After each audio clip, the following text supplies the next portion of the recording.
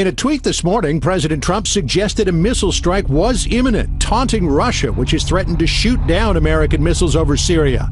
The president tweeting, Russia vows to shoot down any and all missiles fired at Syria. Get ready, Russia, because they will be coming. Nice and new and smart.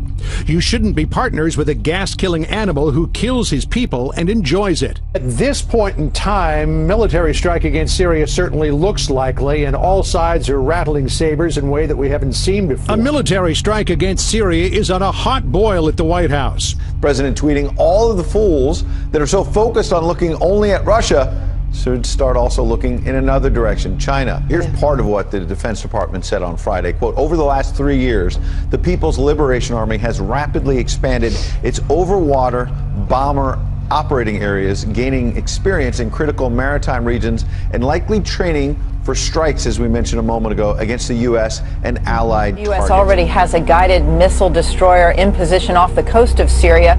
The USS Donald Cook has roughly 75 Tomahawk missiles on board and 20 surface-to-air missiles in the event that Russian warplanes attempt to challenge it. Russia has threatened to engage any warships that fire on Syria. The Assad regime has prompted the president to threaten military action. My question, Secretary Mattis, is very specific.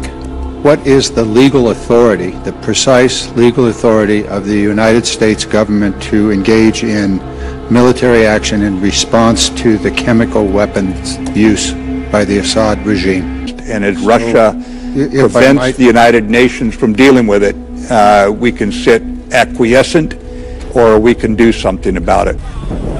Turkey has warned the US-led coalition is playing with fire over its plan to set up a new border force made up of 30,000 of its Syrian militia allies. Now, Trump tweeted that President Bashar al-Assad of Syria must not recklessly attack Idlib province. The Russians and Iranians would be making a grave humanitarian mistake to take part in this potential human tragedy. Hundreds of thousands of people could be killed.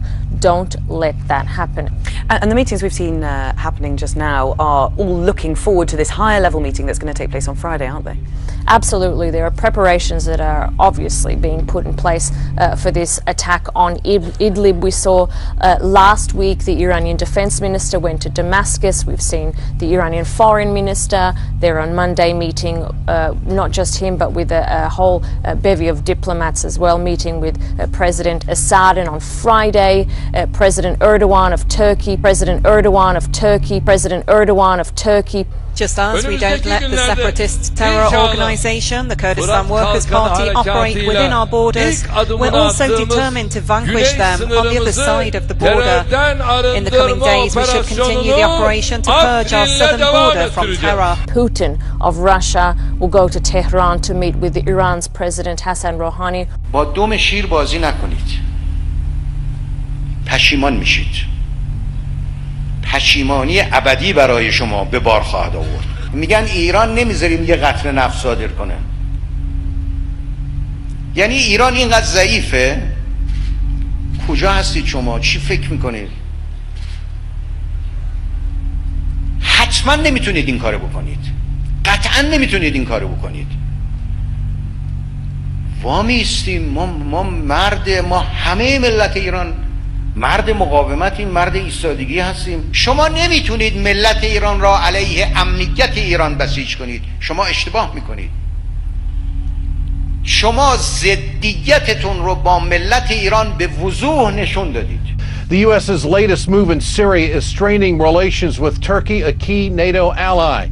Turkish President Erdogan says his country is threatened by the U.S. arming and training 30,000 Kurds in northeastern Syria. Turkish Prime Minister Tayyip Erdogan vowed to crush the U.S.-backed force, saying, "A country we call an ally is insisting on forming a terror army on our borders. Our mission is to strangle it before it's even born."